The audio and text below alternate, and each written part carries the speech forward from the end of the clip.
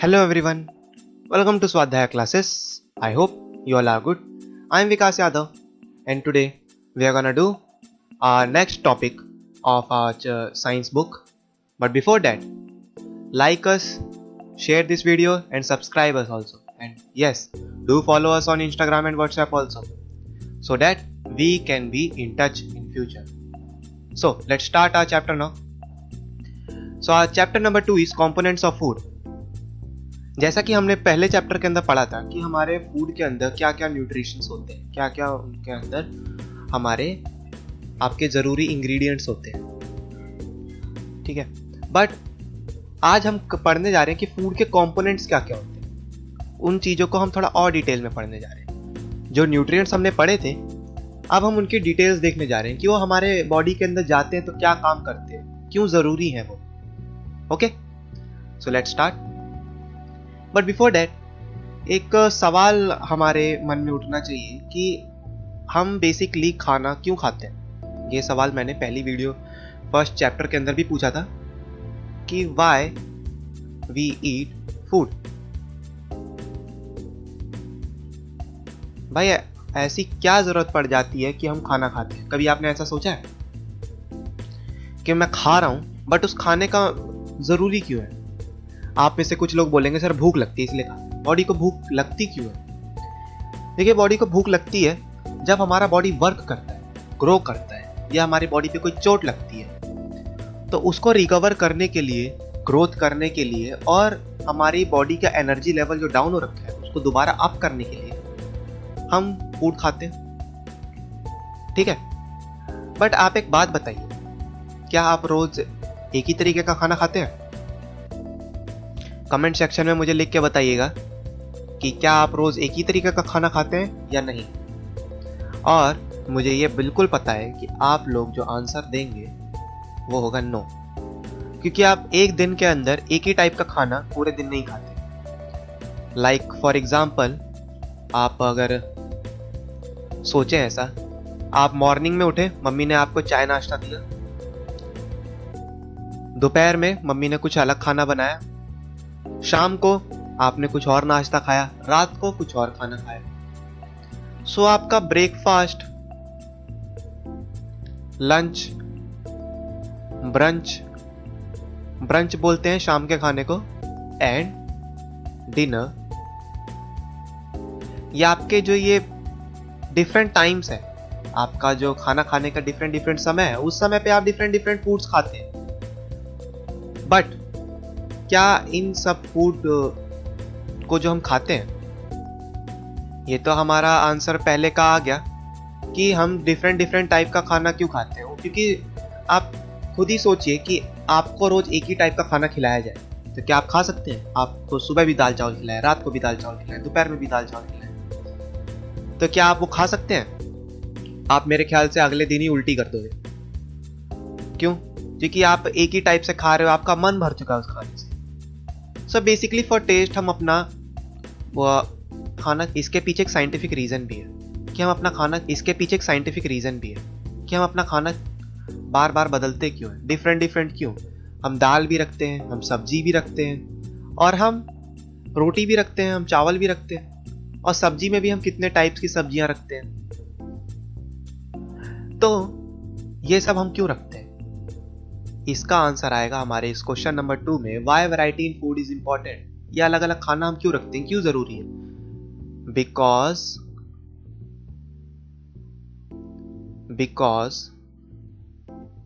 We need different types of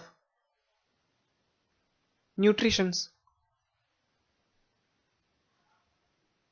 because we need different types of nutrition. अरे भाई, हमको हमारे बॉडी में, हमारे बॉडी के अलग अलग काम है।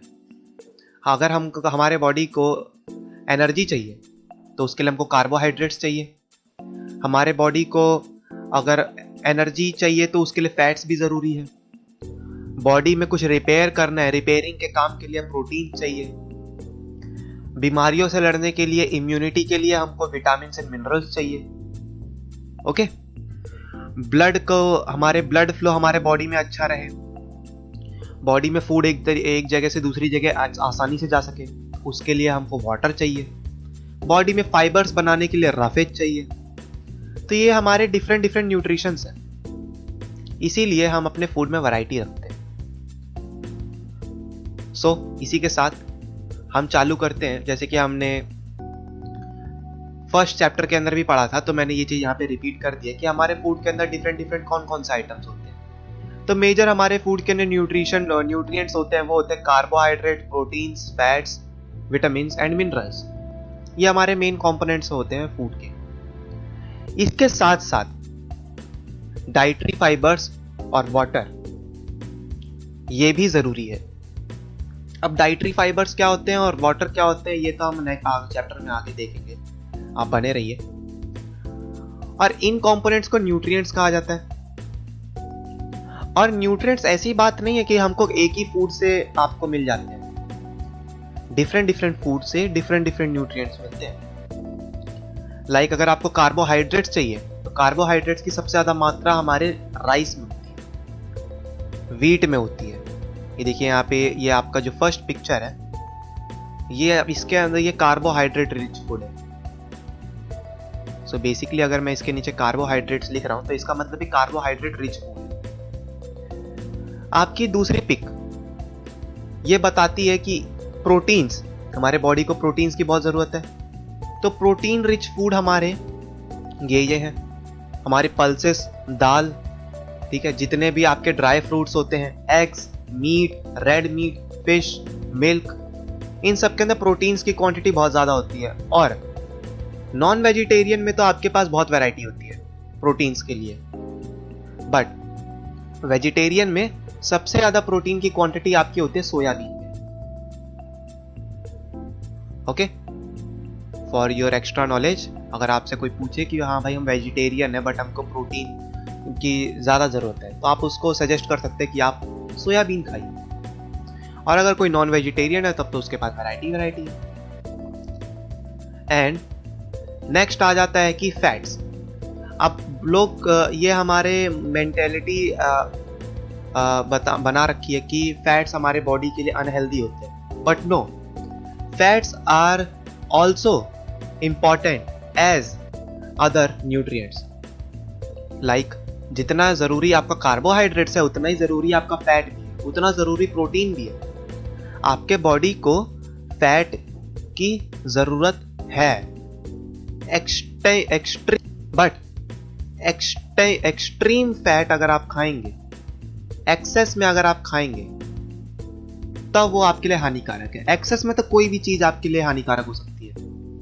अगर आप किसी भी चीज को ज्यादा क्वांटिटी में, हद से ज्यादा खाएंगे तो वो आपके लिए नुकसानदायक है। इसीलिए फैट्स हो गया, चाहे आपका कार्बोहाइड्रेट्स हो गया, इनको आप ज्यादा क्वांटिटी में खाएंगे तो ये हमारे लिए नुकसानदायक हो सकते हैं।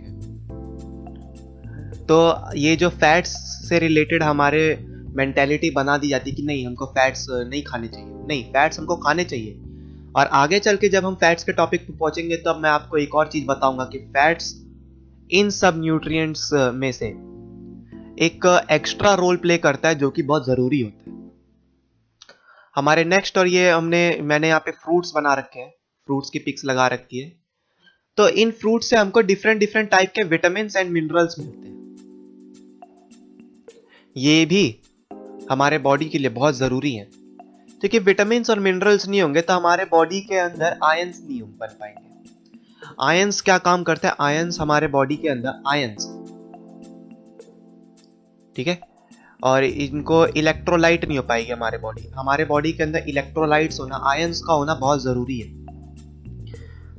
जिसकी मदद से हमारी बॉडी का इम्यून सिस्टम स्ट्रांग रह पाता है, हमारा बॉडी वर्क बहुत अच्छी तरीके से करता है, ठीक है, हमारे बॉडी के ऑर्गन्स जो होते हैं वो काफी स्ट्रांग रहते हैं। इनके लिए हमारे बॉडी में विटामिन एंड मिनरल्स का जाना बहुत जरूरी है।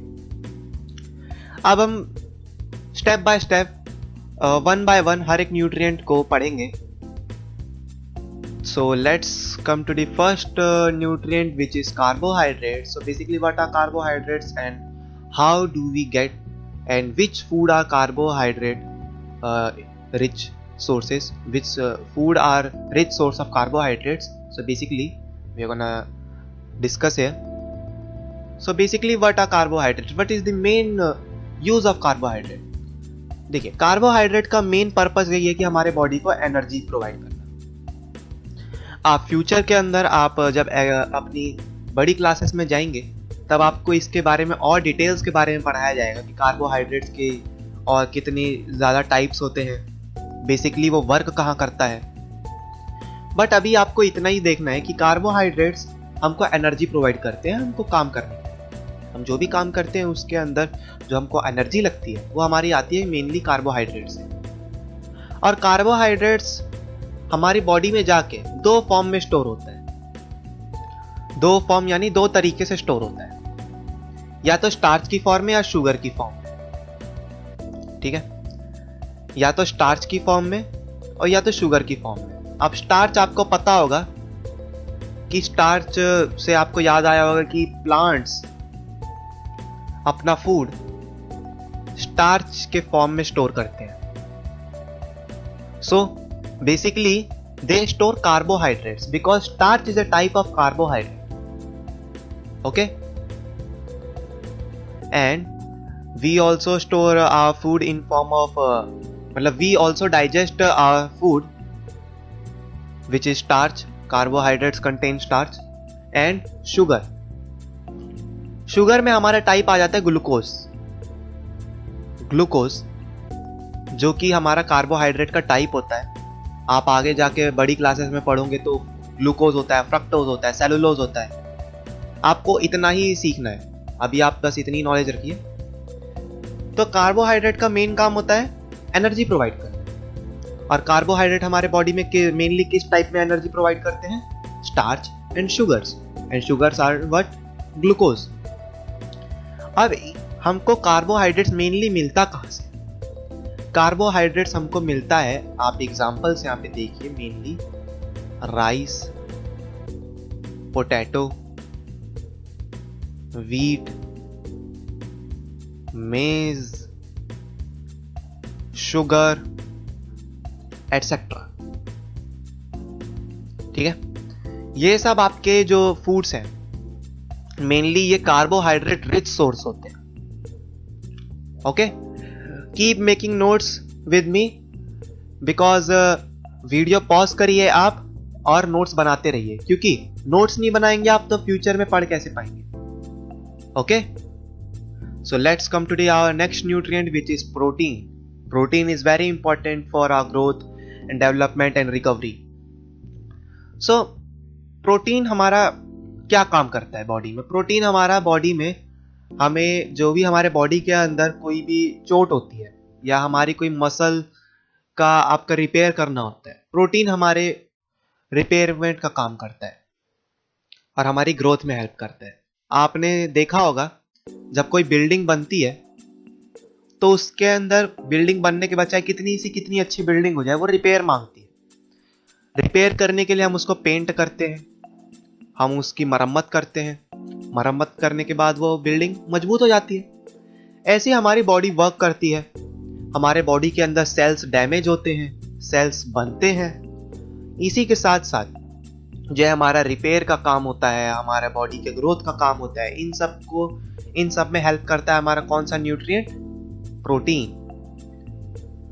तो प्रोटीन हमारे बॉडी की ग्रोथ और रिपेयर में यूज होता है और प्रोटीन के रिच सोर्सेस होते हैं हमारा। एग्जांपल है, पिक्चर्स में भी आप देख सकते हो, fish, paneer, egg, pulses and what are grams and etc. These are the very rich sources of protein. And yes, soya bean, how can we forget it? Soya bean is the very rich source of protein. इसके अंदर सबसे ज्यादा protein की मात्रा होती है। आप अगर कोई भी फूड खाते हैं तो इन फूड्स के अंदर प्रोटीन की मात्रा ज्यादा होती है। अगर आपको प्रोटीन की कमी है तो आप ये फूड को ट्राई कर सकते हैं, ये फूड की अपने फूड चार्ट के अंदर, अपनी बैलेंस डाइट के अंदर इस फूड को डाल सकते हैं। Let's discuss our next topic which is fats. What are fats? अब देखिए, फैट्स हमारा, आपने बस इतना ही सुना होगा, मोटापा। फैट का मतलब मोटापा, बट ऐसा नहीं। आज आपका फैट को लेकर मेंटालिटी बिल्कुल चेंज हो जाएगी। Fats are as good as for us as it is bad, because fats हमारे लिए उतना ही अच्छा है जितना कि ये हमारे शरीर के लिए बुरा है। अब देखिए, फैट भी हमारे बॉडी में एनर्जी देने का काम करता है, बट इसका एक आप कह सकते हो कि बुरी बात यह है कि अगर ये हमारे बॉडी के अंदर ज्यादा क्वांटिटी में चला जाता है तो ये नुकसान भी उतना ही ज्यादा करता है। हमारे बॉडी को स्लो कर देता है, हमारा मेटाबॉलिज्म स्लो कर देता है। ओके, हम काफी ज्यादा एनर्जेटिक नहीं रह पाते, ठीक। बट फैट की एक बहुत, जो मैंने बताया था आपको वीडियो की स्टार्टिंग में, कि इसकी एक खास बात है कि ये हमको और न्यूट्रिएंट्स से, हमको जब एनर्जी चाहिए होती है ना, तो फैट्स उस टाइम पे सबसे ज्यादा एनर्जी प्रोवाइड करता है। यहाँ पे आप देख सकते हैं, in fact fat gives much more energy as compared with same amount of carbohydrate. आप अगर 10 ग्राम्स कार्बोहाइड्रेट इंटेक कर रहे हैं और वहीं पे 10 ग्राम्स ऑफ फैट इंटेक करोगे ना, तो फैट वहां पे 10 ग्राम्स के अंदर आपको ज्यादा एनर्जी प्रोवाइड करेगा एज कंपेयर टू कार्बोहाइड्रेट। इसीलिए आप देखते होंगे कि जो फैट पीपल्स होते हैं, जो आपका फैट, उनके बॉडी में फैट ज्यादा होता है, वो किसी भी काम में, मतलब कि कोई अगर उनसे वर्क कराया जाए तो उनकी बॉडी को एनर्जी उनका फैट प्रोवाइड करता रहता है।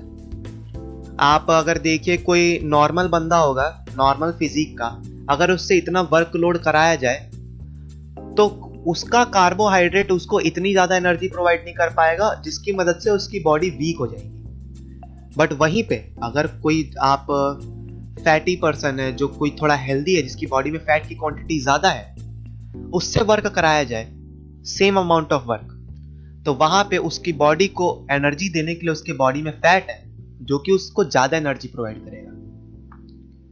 ओके, तभी आप देखते हैं, अगर फैटी पर्सन, आपका जो हेल्दी पर्सन होते हैं, जो कि जिनके बॉडी में फैट ज्यादा होता है, अगर वो लोग वर्कआउट करते हैं तो उनकी बॉडी और ज्यादा स्ट्रांग हो जाती है, क्योंकि उनका फैट जो है उनको एनर्जी बहुत अच्छी तरीके से प्रोवाइड कर रहा है, कन्वर्ट कर रहा है फैट्स को एनर्जी में।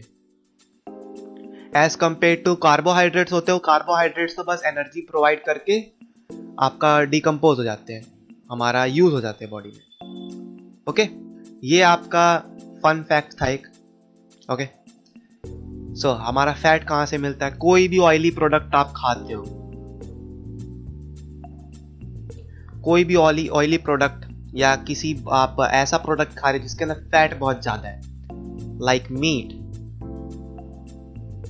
एंड चिकन, इन सब के अंदर, या फिर आप घी, इन सब के अंदर फैट की क्वांटिटी ज्यादा होती है। ओके, तो फैट लेना बुरी बात नहीं है, बट एक्सेस में लेना बुरी बात है।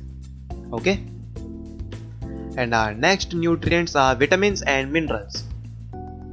सो विटामिन्स एंड मिनरल्स का हमारे बॉडी में रोल ये होता है कि हमारे बॉडी को बीमारियों से लड़ने में हेल्प करते हैं। अब हमको कहा जाता है कि आप डिफरेंट टाइप के फूड आप वो खाइए, फल खाइए, सब्जियां खाइए। इसीलिए कहा जाता है क्योंकि हमारे बॉडी को अलग अलग टाइप के विटामिन्स चाहिए। विटामिन्स नहीं मिलेंगे तो हमारे बॉडी वीक पड़ने लगेगी, हमारे बॉडी की इम्यूनिटी आपकी कमजोर पड़ने लगेगी, जिसकी मदद से हम बीमार बहुत जल्दी पड़ सकते हैं। जब आप बीमार होते हैं, आप डॉक्टर पे जाते हैं, तो डॉक्टर्स आपको जो मेडिसिन देता है, उस मेडिसिन के अंदर भी आपका क्या होता है? मेनली विटामिन्स एंड मिनरल्स ही तो होते हैं। विटामिन्स एंड मिनरल्स होते हैं ज्यादा क्वांटिटी में। आप कोई भी अपने घर के अंदर दवाई का पैकेट हो, जैसे कि अभी आप सबके घर में पैरासीटामोल तो बहुत कॉमन है, तो पैरासीटामोल का आप मेडिसिन का पत्ता उठाइएगा और उसके पीछे देखिएगा, उसके पीछे आप इन सभी एलिमेंट्स के अंदर से कोई एक ना एक एलिमेंट तो जरूर पाएंगे। मैग्नीशियम, कैल्शियम, जिंक, इनमें से कुछ ना कुछ तो आप जरूर पाएंगे, उसके पीछे लिखा हुआ होता है, सारे कंपोनेंट्स उसके लिखे होते हैं, उनमें से आप ये तो बिल्कुल फाइंड आउट आज जाके चेक करिएगा। तो जब इसीलिए हमको विटामिन और मिनरल्स की बहुत ज़रूरत होती है, तो हम क्यों ना पहले ही अपने बॉडी को विटामिन और मिनरल्स बहुत अच्छी तरीके से प्रोवाइड कर लें, दवा खाने की नौबत ही ना आए। ओके सो और विटामिन हमारे बोन्स, हमारे टीथ, हमारे गम्स, हमारे बॉडी पार्ट्स को स्ट्रॉन्ग रखने में भी हेल्प करते हैं, because as I told you like these are ions and these these work as electrolytes in our body, and due to which our body and our organs stay strong. तो हमारा जैसे जैसे different यहाँ पे pictures लगी हैं और उनके सामने ही आपके ये इलेक्ट्रोलाइट्स लगे हैं, ये विटामिन और मिनरल्स लगे हैं, वो उनके अंदर क्वांटिटी उनकी ज़्यादा होती है, उनसे हमको वो प्रोवाइड होता है। तो आप यहाँ पे देख सकते हैं, लाइक हम सॉल्ट खाते हैं, तो सॉल्ट के अंदर आपका सोडियम होता है Na और आयोडीन होता है। ये हमारा क्या है, विटामिन है एंड मिनरल्स हैं,